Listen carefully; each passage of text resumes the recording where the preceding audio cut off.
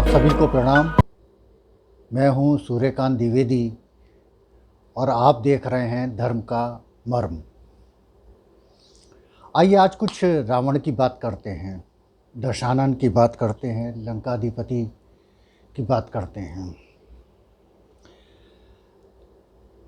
लंकाधिपति रावण महाविद्वान, प्रकांड पंडित, सभी शास्त्रों का ज्ञाता, खगोल शास्त्री, अर्थशास्त्री,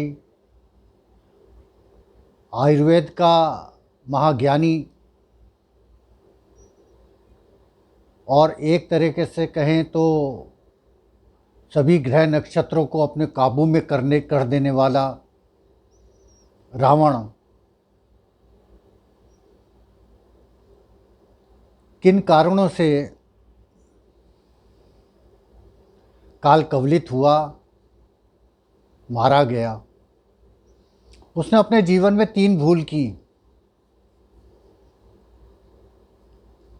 और यही 3 भूल से उसको शिक्षा भी मिली। और जब मरणासन हुआ तो प्रभु राम ने लक्ष्मण से कहा कि लक्ष्मण, रावण के पास जाओ और शिक्षा ग्रहण करो। लक्ष्मण आश्चर्यचकित कि प्रभु राम ने जिसको अभी मारा है, मैं उससे क्या शिक्षा लूँ? वह मुझे क्या शिक्षा दे सकता है? वह तो हमारा दुश्मन है, वैरी है, उसका भी अभी हमने वध किया है, वो क्या शिक्षा हमें देगा? लक्ष्मण ने कातर दृष्टि से प्रभु राम की ओर देखा और जब उनको लगा कि प्रभु राम आज्ञा दे रहे हैं तो लक्ष्मण गए और रावण के सिरहाने यानी सिर की तरफ खड़े हो गए। रावण कुछ नहीं बोला। बहुत देर लक्ष्मण खड़े रहे। वह लौटकर प्रभु राम के पास आए और प्रभु राम से कहने लगे कि रावण कुछ नहीं बोलता है। मैं इतनी देर खड़ा रहा, रावण कुछ नहीं बोला। राम समझ गए कि लक्ष्मण की क्या स्थिति रही होगी।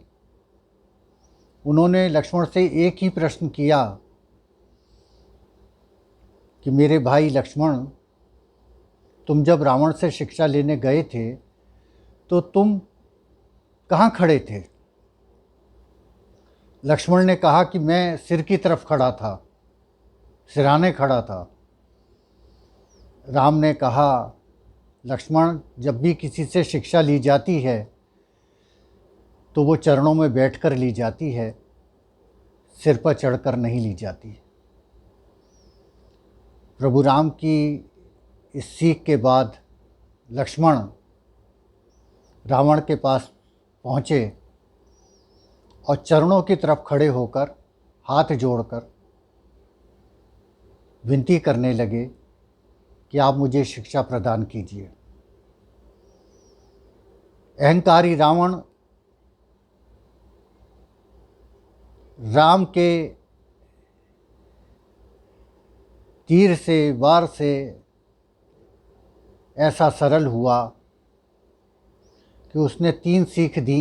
यही 3 सीख रावण की 3 भूल भी हैं। उन्होंने लक्ष्मण से कहा कि लक्ष्मण, जीवन भर याद रखना, शुभ कार्य में कभी देरी मत करना। जो भी शुभ कार्य आए उसको तत्काल कर देना। मैंने शुभ कार्य में देरी की, मुझे प्रभु राम की शरण में बहुत पहले पहुंच जाना चाहिए था, लेकिन मैंने देरी कर दी और मेरा विनाश हो गया। दूसरी शिक्षा,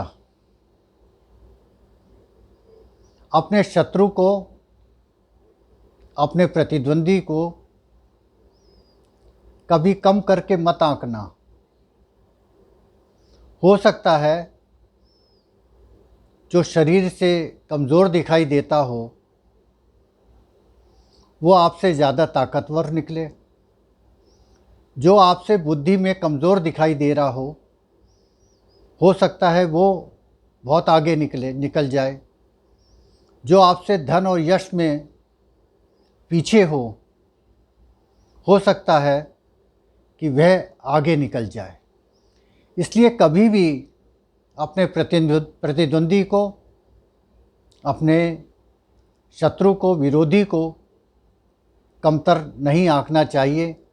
मैंने यही भूल की और मेरी लंका जलकर खाक हो गई। तीसरी शिक्षा, और एक बात और कहता हूँ लखन, इस बात को भी तुम स्वीकार कर लेना, अपने जीवन के राज, रहस्य, कुछ ऐसे रहस्य, जीवन के रहस्य, वो कभी किसी को मत बताना। मैंने यही भूल की थी। मैंने विभीषण को अपने राज बता दिए थे और इसी कारण मैं आज इस गति को प्राप्त हुआ हूँ। और यही 3 सीख राजनीति की भी हैं और यही जीवन की भी 3 सीख हैं। एक दूसरी बात भी आपको रावण के बारे में रोचक बात जल्दी जल्दी से आपको बताता हूँ कि रावण चाहता था कि मेघनाद को भी वह अमर कर दें। उसने सभी ग्रहों को अपने वश में कर लिया था, ग्रहों की चाल बदल दी थी, नक्षत्र उसके अनुकूल हो गए थे। लेकिन यहाँ उससे एक गलती हो गई रावण से, और बड़ी रोचक गलती है, आपको भी आनंद आएगा। वो शनि की चाल को नहीं समझ पाया, शनि महाराज की चाल को नहीं समझ पाया। आप सब जानते हैं कि शनि की चाल जो है वो धीरे धीरे होती है, तो बड़ी धीमी धीमी चाल से शनि महाराज थे। और रावण जो था वो चतुर था, वो चाहता था जो भी चीज़ उसे हासिल हो वो बहुत जल्दी हासिल हो जाए। तो केवल शनि महाराज उसके अनुकूल नहीं हो पाए, वो वक्री हो गए। और यही कारण है कि मेघनाद जो है वो अमर नहीं हो पाया और मृत्यु को प्राप्त हुआ। अब एक तीसरी बात आपको बताते हैं रावण के विषय में ही, कि रावण खगोल शास्त्री तो था ही, उसको भी ये इच्छा थी कि मेरे को जो भी हासिल हो जाए, मैं अजर हो जाऊं, अमर हो जाऊं, मुझे कोई मार ना सके, मैं तीनों लोकों का राजा हो जाऊं। देवता जो थे उसके सौतेले भाई थे, कोई इधर उधर के नहीं थे, ये आप अच्छी तरह समझ लीजिए। तो उसने अपने भाइयों से ही बैर कर लिया। ऐसी बात नहीं कि वो हारा नहीं, वो ज़िंदगी में हारा भी। वो ब्रह्मा जी के पास एक नहीं अनेक बार, और ऐसी पौराणिक बात निकल के आती है कि वो 10-12 बार उसने घोर तप किया और ब्रह्मा जी से बार बार उसने यही मांगा कि मैं अमर हो जाऊं, मैं अमर हो जाऊं, मेरे को कोई मार ना सके। अब ब्रह्मा जी बड़े परेशान कि क्या करें। तो फिर उन्होंने कहा कि भाई एक शर्त हो सकती है कि अगर तुम्हें भगवान विष्णु मार सकें। यूँ कह जी ये ठीक है, कोई दिक्कत नहीं, मेरी नाभि में अमृत भर दिया। अब उसको क्या पता कि विष्णु जो हैं, कभी जो जय और विजय जो द्वारपाल थे, वो कभी अवतार लेंगे, मुझे मारेंगे, ये करेंगे। खैर, बहरहाल रावण ने ये वरदान जो है प्राप्त कर लिया। अब जहाँ तक बात अमृत की आई, उन्हें भगवान शंकर की बहुत बहुत घोर घनघोर उपासक था रावण। लेकिन अहंकार में वो ये भूल गया कि शिव की संस्कृति जो है वो कल्याण की संस्कृति है, और लगा कैलाश पर्वत को हिलाने, हाथ दब गया। और फिर वहाँ से रावण ने शिव तांडव स्तोत्र लिखा, जिसको हम सुनते हैं और ये मानते हैं कि सारे कष्टों को दूर करने वाला अगर कोई स्रोत है तो वो शिव तांडव स्तोत्र है। उसको महामृत्युंजय के रूप में ही स्वीकार किया गया, और संस्कृत भी इतनी क्लिष्ट है कि उसको अच्छे विद्वान ही शुद्धता के साथ पढ़ पाते हैं। जब शिव तांडव स्तोत्र हुआ तो भगवान शंकर प्रकट हुए, और भगवान शिव ने एक बात कही कि आम तौर पर जब क्रोध होता है तब मैं नृत्य करता हूँ। सती का प्रसंग हुआ, मुझे क्रोध आया, तब मैंने नृत्य किया। लेकिन आज मैं प्रसन्नतावश नृत्य कर रहा हूँ। और यह कहकर भगवान शंकर शिव अंतर्ध्यान हुए। वहाँ से वो शिव का घोर उपासक हुआ रावण। इन सब बातों का निष्कर्ष ये निकलता है